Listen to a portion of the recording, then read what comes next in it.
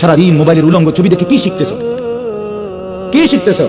সেখানে তোমার মাকে কল্পনা করো, তোমার বোনকে কল্পনা করো। বেটা বেহায়া,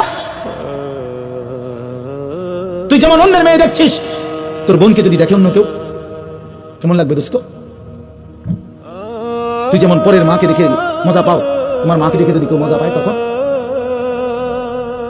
বলো মিয়া।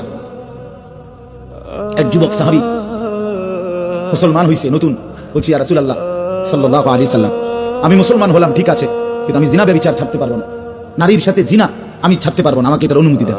আল্লাহ নবী সাল্লাল্লাহু আলাইহি সাল্লাম বললেন, যুবক আচ্ছা ঠিক আছে, আমার আগে দুটা কথার উত্তর দাও। নবীজি বললেন, আগে দুটা প্রশ্নের জবাব দাও।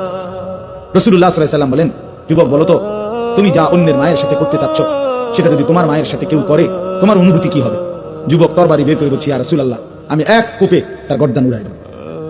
নবী সাল্লাল্লাহু আলাইহি সাল্লাম বললেন, তুমি যা করতে চাচ্ছ অন্যের বোনের সাথে, তোমার বোনের সাথে যদি সেই অপকর্মটা কেউ করতে চায়, তুমি কি করবে?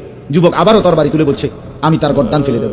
আল্লাহ রাসূল সাল্লাল্লাহু আলাইহি সাল্লাম বলেন, তোমার মা তোমার বোনের ব্যাপারে যেটা তুমি কোনোভাবেই মেনে নিচ্ছ না, তাহলে তুমি যার সাথে অপকর্ম করতে চাচ্ছ, সেও তো কারো না কারো মা, কারো বোন, কারো কন্যা।